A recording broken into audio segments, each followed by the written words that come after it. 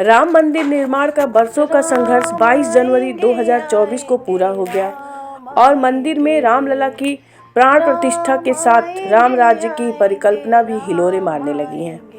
राम राज्य महात्मा गांधी के सपनों में भी था और जब उनके प्राण निकले तो भी उनके अंतिम वचन हे राम ही थे। भारत में पुरुषोत्तम राम इस तरह सबके जीवन में रचे बसे हैं कि पूरब से पश्चिम, उत्तर से दक्षिण तक सबके राम हैं।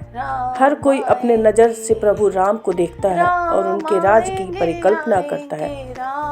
हमारे संविधान निर्माताओं ने भी संविधान लिखते समय राम राज्य की परिकल्पना की थी, तो आज उसी परिकल्पना की बात करते हैं जो कि संविधान में राम राज्य के रूप में उकेरी गई है। संविधान सभा में जब भारत के संविधान की रचना अंतिम चरण में थी, तब डॉक्टर भीमराव बाबा साहेब अम्बेडकर द्वारा प्रस्तुत ड्राफ्ट के पारित होते ही संविधान की मुख्य प्रतिलिपि में कलाकृतियों की चित्रण पर चर्चा हुई है और यह जिम्मेदारी शांति निकेतन के प्रसिद्ध चित्रकार श्री नंदलाल बोस और उनकी टीम को सौंपी गई और उन्होंने मिलकर भारतीय इतिहास के चुनिंदा महात्माओं, गुरुओं, शासकों एवं पौराणिक पात्रों को दर्शाते हुए संविधान के अलग अलग भागों में सजाया।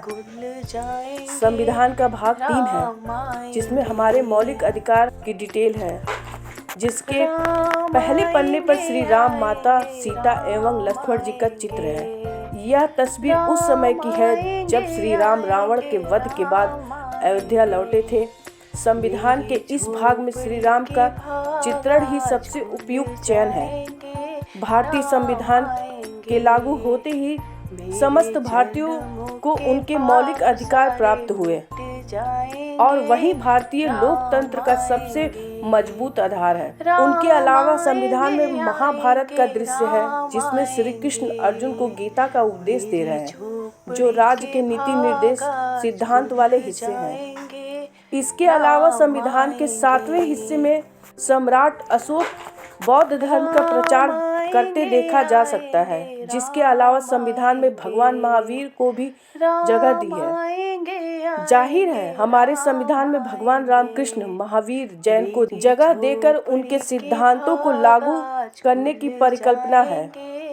उम्मीद है कि राम मंदिर के उद्घाटन से इस दिशा में देश तेजी से आगे बढ़ता और सबके राम का राम राज्य आएगा। देखते रहिए इंडिया अड्डा।